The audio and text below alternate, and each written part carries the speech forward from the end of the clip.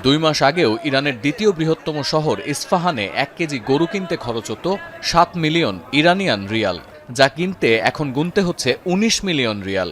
একই সময়ের ব্যবধানে চালের দাম বেড়েছে দ্বিগুণেরও বেশি। দেশটির পরিসংখ্যান বিভাগের তথ্য, গেল 5 বছরের তুলনায় ইরানে একটি পরিবারের সাপ্তাহিক খরচ বেড়েছে অন্তত 8 গুণ, আর 2016 সালের পরিসংখ্যান অনুযায়ী 10 বছরে এই খরচ বেড়েছে 30 গুণেরও বেশি। বিশ্লেষকরা বলছেন, বর্তমানে 1 মাসের ব্যবধানে ইরানে নিত্যপণ্যের দাম বাড়ছে 10% পর্যন্ত।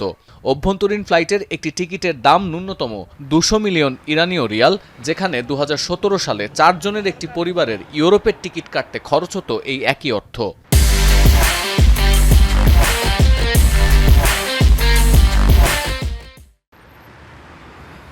দু 2018 সালে পরমাণু চুক্তি থেকে নাম প্রত্যাহারের পর ইরানের ওপর বিস্তৃতভাবে নিষেধাজ্ঞা আরোপ করেন ট্রাম্প। তখন থেকে খোলা বাজারে ডলারের বিপরীতে ইরানের মুদ্রা রিয়ালের মূল্য হ্রাস পেয়েছে 95%-রও বেশি। বর্তমানে 13 লাখের বেশি ইরানি রিয়ালে মিলছে $1। মুদ্রার মান পড়ে যাওয়ার কারণে ইরানে আজ নিত্য প্রয়োজনীয় জিনিসের দাম আকাশ ছোঁয়া, আর এসবের জন্যই খামেনি প্রশাসনের বিরুদ্ধে ইরানের সাধারণ মানুষের সাম্প্রতিক বিক্ষোভ। বিবিসির তথ্য, 20 বছর আগের তুলনায় ইরানের মানুষ আরও গরিব হয়েছে। কমে গেছে কাজের সুযোগ, কমেছে বার্ষিক আয়ও, আর নিত্য প্রয়োজনীয় পণ্যের দাম এতটাই বেড়েছে যে শহর এলাকার মানুষ আনুষঙ্গিক খরচ কমিয়েছেন 25% পর্যন্ত, আর অন্যান্য খরচ অর্ধেকের বেশি কমাতে হয়েছে প্রান্তিক জনগোষ্ঠীর। ভর্তুকি ও প্রণোদনা দেয়া ছাড়া এই পরিস্থিতি থেকে বের হওয়ার উপায় নেই খামেনি প্রশাসনের।